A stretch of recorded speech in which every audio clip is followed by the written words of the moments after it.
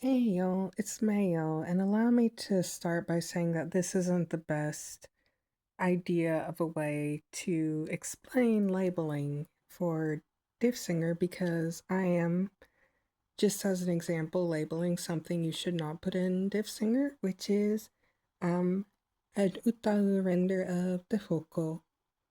Anyway, so I thought this was the only utahu bank I had on hand, so I thought I'll use this to explain how to label all of this stuff correctly. Anyway, we're starting with K, and it's important that we have silence here before the burst of air here.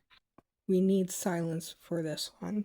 Now, as you may know, I label based on formants, so I would say that this looks good because looking at the waveform, it's pretty obvious that this is vowel and this is part of the consonant, but it's just easier to see that these balls all line up like that. And it's the same for G. You want to go, this is, and by the way, this is the resolution I'm labeling at. That's why I can see it so well. So because this is, G is a plosive, that means that we need to have this silence here. And again, it looks like this should be where we put the boundary, and it's literally a difference of 2 centiseconds, but I care about that. You want to put it here simply because this is where all of the dots start lining up. And now S. So because this is a CV bank, this can't show you actually what real voices look like. So even if this wasn't Dehoko and it was an actual human, even if it was a human, there'd still be an issue where I can't accurately show you where is the correct place to cut off between A and S. But I follow the same rule of go to where the formants, which, by the way, formants, show formants. I turn them off and they're gone. And now I'm turning them back because I need them. You do not have these in VLabeler. So, yeah. Anyway, you'd think that I wouldn't put it this far forward because,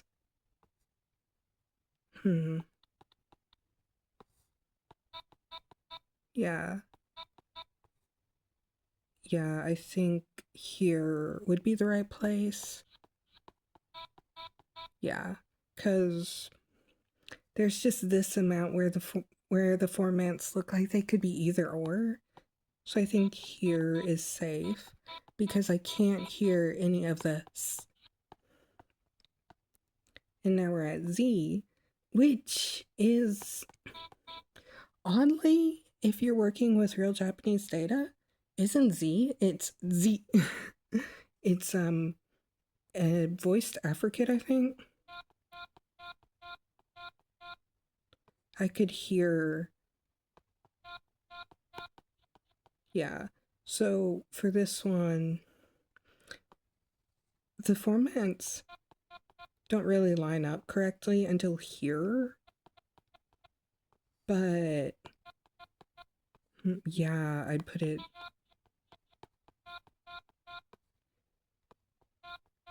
I can hear the consonant, so I put it there. And of course here.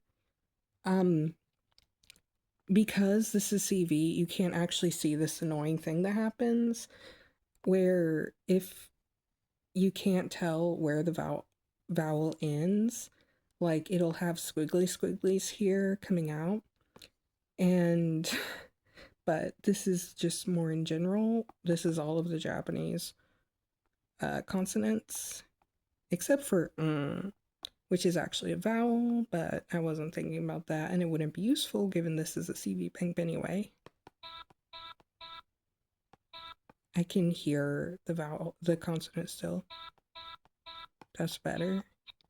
And it also, my intuition about hearing the consonant matches up with where the formants kind of line up. So, yeah. And same with D.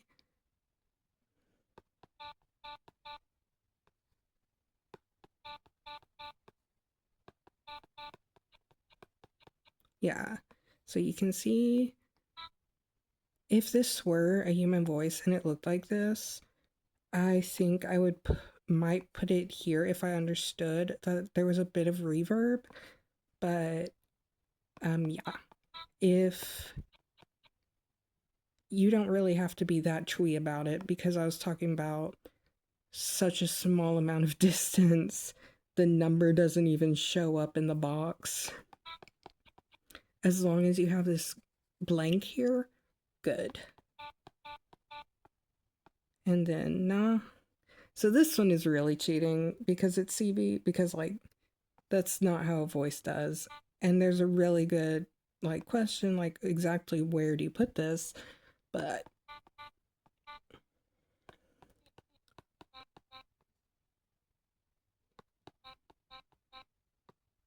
I would put this there.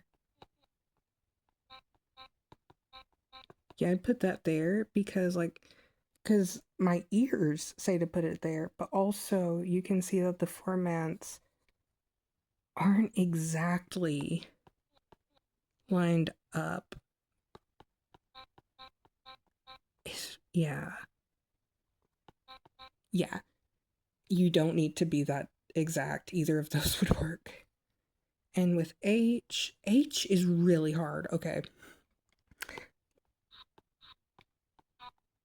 Because this is, a computer, there is like, you can say more easily, but with a human voice, this is so annoying because it's really hard to figure out exactly where you're supposed to put, like, what's an H versus a breathy ah. How much breathy ah do you include? So going by formants would have you go,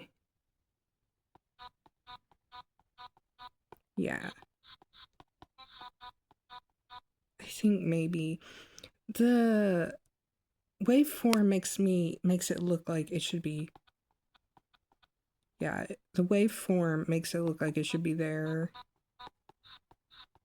But like I said, especially with a human voice, how do you tell what's naturally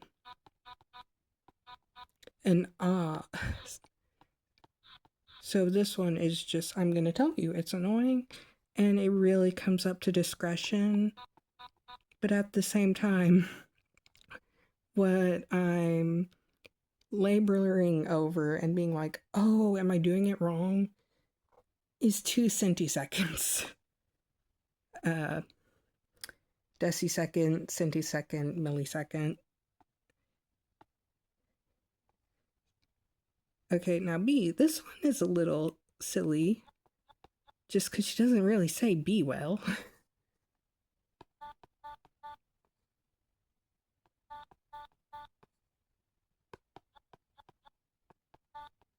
Yeah, that sounds about right. And like I said, the formants line up pretty well to say that this is this. And we do have this silence there, which is what you need for plosives.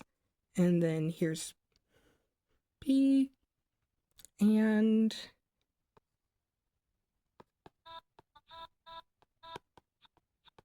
like before, like it looks like it could be here.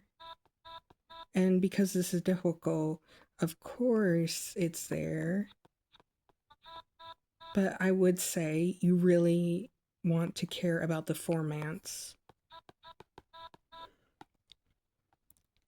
And again, this actually does have a good thing where I actually try to, you see how there's this scoopy down here?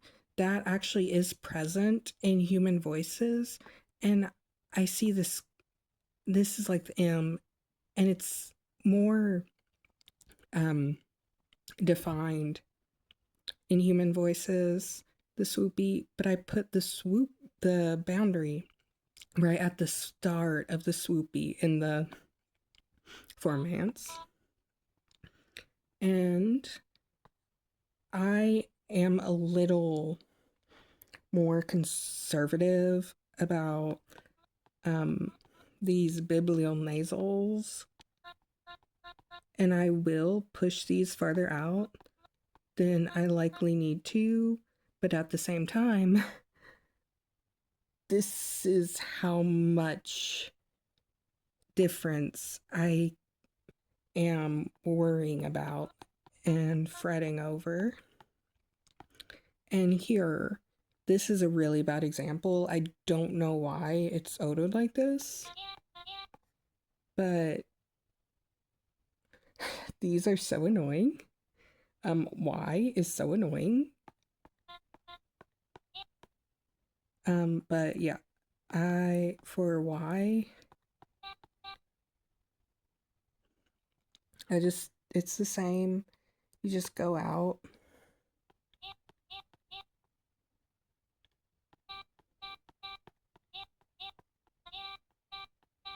Yep.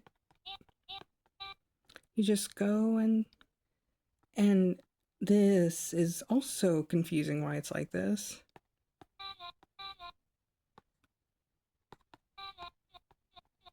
But yeah, this isn't like a regular ada or in Spanish ere. This is more like weird ala. So again, we just want to go where the formants are. You really can't tell what you're looking at, but this actually should be a plosive. It's called a tap, but the tap, no, it's called a flap, isn't it? Da. No, it's a tap. Yeah, no. Anyway, this should be a plosive because ere. And then again with W, this is weirdly done. This should be, this should be cross-fading into this, and there should be a kind of a swoopy and this, but it's so annoying. I do not like Y and W. But I cannot tell. Okay, but I can tell from the the waveform that it does look like it levels out here, so that I mean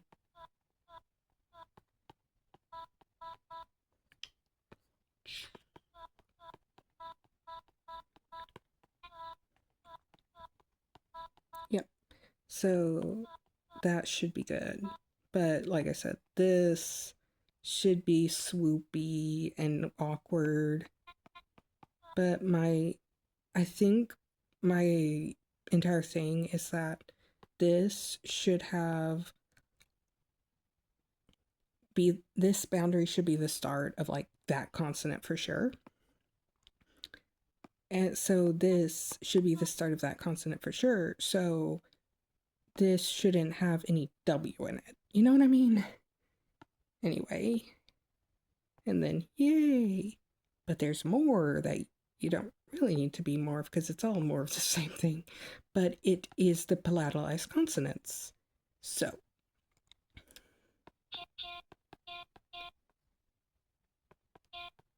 you might notice something. If I didn't tell you that was... Yeah, okay. So this is a consonant. It's a plosive. It's a palatalized plosive. And it functions basically the same as when you're labeling as the other ones. There is no ya here. If you're labeling Japanese from a non-native speaker and they have a y here for kya instead of kya, kya instead of ka, sorry, then I would label this with a y, but that will mean you'll need a custom deistic diagonal. Anyway, and then it's just the same. Being palatalized, sometimes even native speakers will have a bit of a y here. So if it's just an effect, you know, from the movement of your tongue, then it's totally fine to ignore that. You know what I mean? And just say, okay, that's just what ah sounds like after gi. So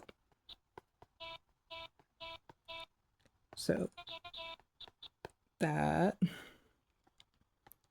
and then sh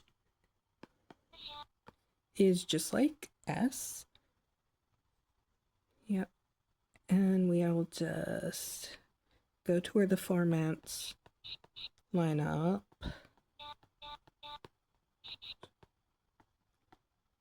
And then G, J for G. Here you can see it's a computer, but in essence, her tongue going, yeah, yeah, yeah. And for that, like I said, we just say, we know that this is palatalized, so it will have an effect on the rest of the vowel. So we don't worry, we don't say, oh, this is where the formants line up. Because that is a lot of vowel that would get included inside the J, and that would teach Diffsinger that J is not J, it's G. And that would make it very difficult for the poor little babies to say G, because they would think that J was always followed by a vowel sound, which would be not good. Yeah, and it's kind of funny because a non-native speaker will generally say like kya, bia, but they wouldn't say chia. But just how Amaya set up, no, it was not Amaya, it was Aquastone person set it up. This actually shows one of the biggest signs of palatalization. But anyway, because we don't want to even think about palatalization affecting the vowel, we only want to label this. We can't have the fun just go where the formants line up trick. So this especially you would want to listen to make sure that you weren't hearing any of the consonant here, but you did allow yourself to hear the palatalization. And again, this is nye, enye. And like before, you just line up. I just line up the formants.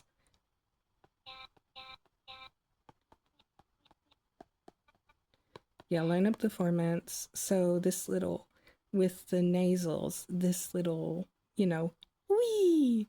You just want to label the formants on both sides. And then, again, these gosh darn whatchamacallits.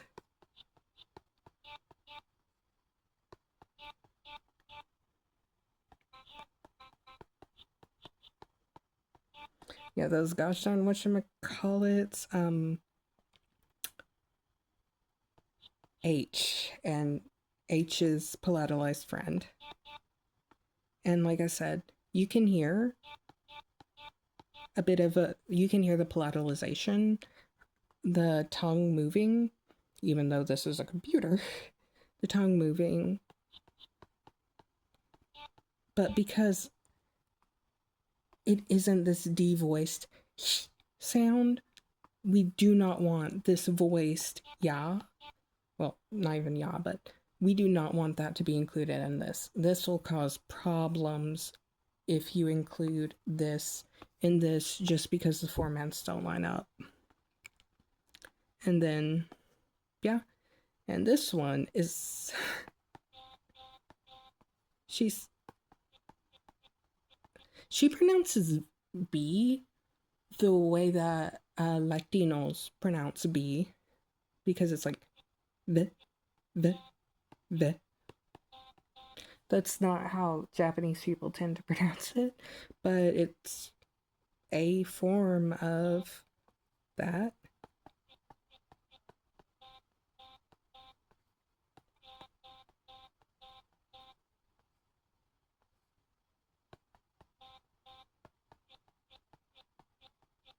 This one's hard. Like, that one's really hard because that's just not how people pronounce it.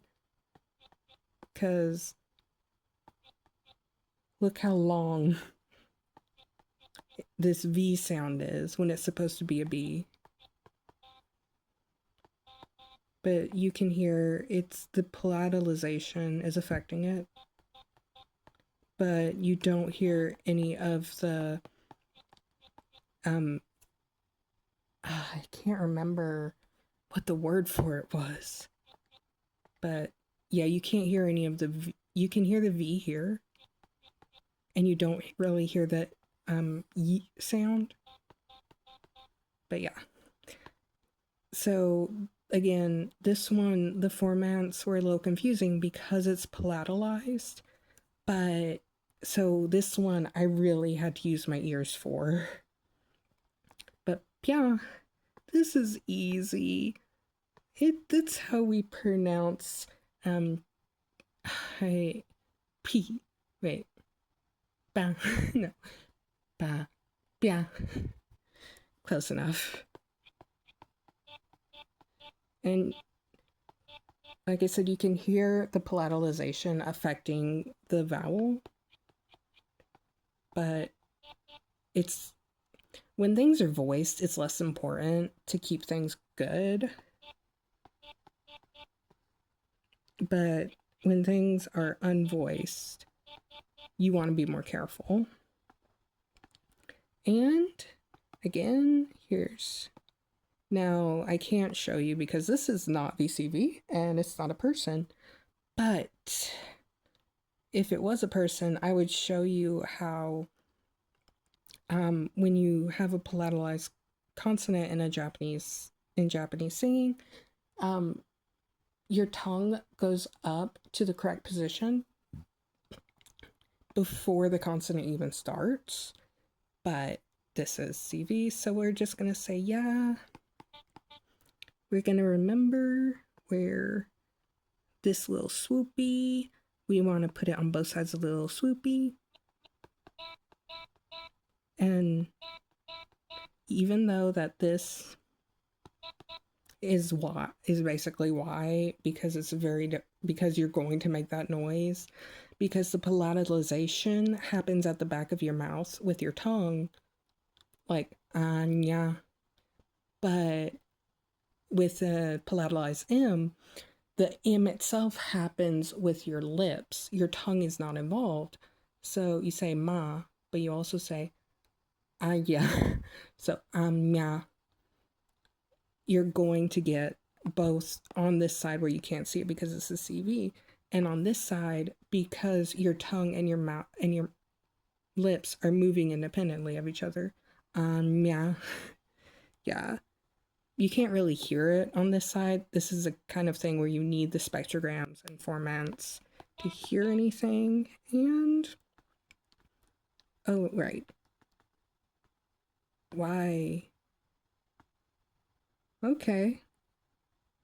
I didn't include, yeah, it's right there. It wasn't included. But I was like, yeah, I was like, oh, was that, yeah? Was I completely off? But anyway, yeah, long video, but I hope I needed to say at least once, show everyone how I label all Japanese consonants. Um, love you all. Bye.